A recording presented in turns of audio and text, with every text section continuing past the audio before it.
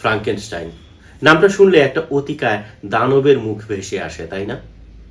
সারা বিশ্বের অধিকাংশ মানুষ যারা হয়তো জানেনও না এটা কি বই নাকি উপন্যাস নাকি ফুটবল খেলা নাকি গান নাকি চলচ্চিত্র, কিছুই জানেন না, তারাও সম্ভবত ফ্রাঙ্কেনস্টাইন নামটার সাথে পরিচিত। এই নামটা শুনলেই তাদেরও মনের মধ্যে একটা দানবের চরিত্র ভেসে ওঠে। কিন্তু মজার কথা হচ্ছে যে ২০০ বছর আগে যখন মেরি শেলি ফ্রাঙ্কেনস্টাইন উপন্যাসটা লেখেন, সেখানে যে দানবের চরিত্রটা, সেই দানবের চরিত্রটার কোনো নাম ছিল না।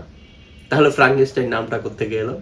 ফ্রাঙ্কেনস্টাইন হচ্ছে এই দানবটাকে যে সৃষ্টি করে সেই বিজ্ঞানী ভিক্টর ফ্রাঙ্কেনস্টাইন দীর্ঘদিন নিরলস গবেষণা করে এমন একটা কিছু আবিষ্কার করলেন যা মৃত প্রাণকে জীবিত করে তুলতে পারে।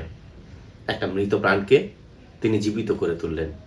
সেই প্রাণ সেটা এত বিশাল হয়ে উঠলো, এত অতিকায় হয়ে উঠলো, এত বীভৎস কুৎসিত হয়ে উঠলো, একটা দানবে পরিণত হলো, যা দেখে ফ্রাঙ্কেনস্টাইন নিজে ভয় পেয়ে গেলেন।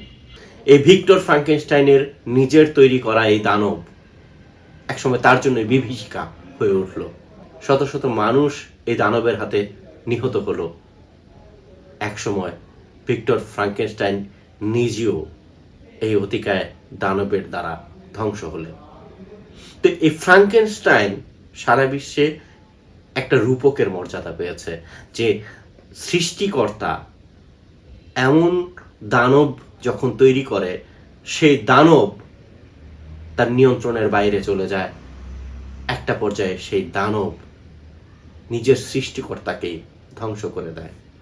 ফ্রাঙ্কেনস্টাইন সারা বিশ্বের মানুষের কাছে তাই একটা শিক্ষার নাম, যে এমন কিছু সৃষ্টি করো না যা তুমি কখনো নিয়ন্ত্রণ করতে পারবে না, যা তোমাকে ধ্বংস করে দেবে।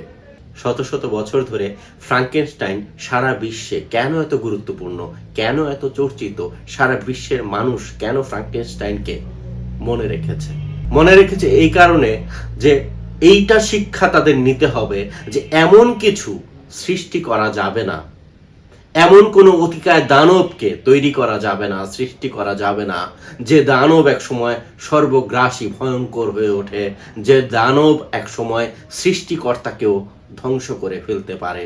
সেরকম কোনো দানব তৈরি করা যাবে না। কিন্তু দুর্ভাগ্যের বিষয় কি জানেন? সারা বিশ্বের অনেক মানুষ এই কথাটা ভুলে যায়, বিশেষত শাসকেরা। তারা নিজেদের স্বার্থে কখনো কখনো এমন সব দানব তৈরি করে যা এক সময় তাদের নিজেদের ধ্বংসের কারণ হয়ে ওঠে। মব সেরকমই একটা দানব, কখন নিয়ন্ত্রণের বাইরে চলে যায় বা যাবে তা অনেকে খেয়ালও করেন না। অতএব সতর্ক থাকুন এরকম মব বা ফ্রাঙ্কেনস্টাইন বা অতিকায় দানবের বেলায়। ধন্যবাদ।